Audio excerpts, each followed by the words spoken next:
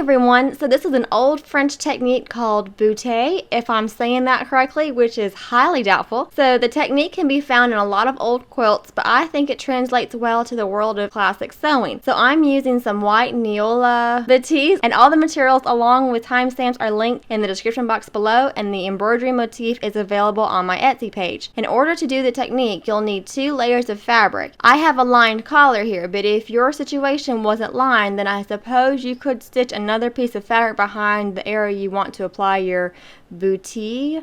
But I think it's better to have a lined situation. That's just my personal opinion on this.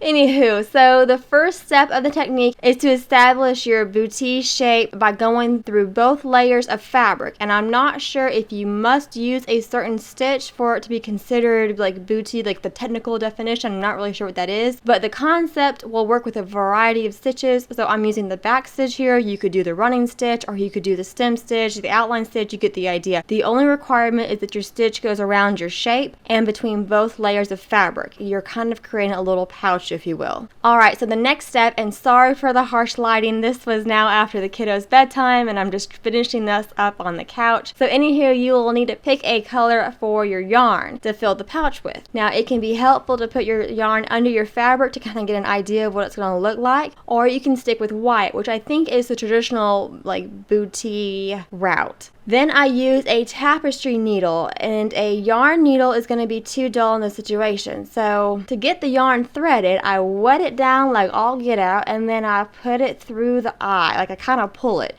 And if needed, I thread the yarn in sections, and then I cut off the wet part. And then I'm pulling the yarn down so the ends are even, if that makes sense. So you'll be putting 2 pieces of yarn into the pouch with each round. And you'll see what I mean in a little bit if that's confusing. And I make sure to pull plenty out since the threading of the yarn was a bit of a pain. So then I thread the yarn just inside of my stitches. And you can see that 2 pieces of yarn are being inserted into the pouch. That's what I was trying to explain a little bit earlier. So then I trim up the ends so they are about 1/8 of an inch or so away from the fabric. And to tuck those ends of yarn into the pouch, I just take a regular hand sewing needle and I use that to catch the yarn and kind of drag it into the pouch, if you will. It might sound difficult, but honestly it's pretty easy. And then from there you repeat that as many times as you like, and I went through the middle of my balloon a few times, and then I went to the outside to fill in that section a little bit. And then the holes that are created from this big tapestry needles, they'll just kind of heal. You can run a needle, a smaller needle over them, and that should close the hole quite a bit, and then the hole will close further after it is washed and pressed and all that goodness.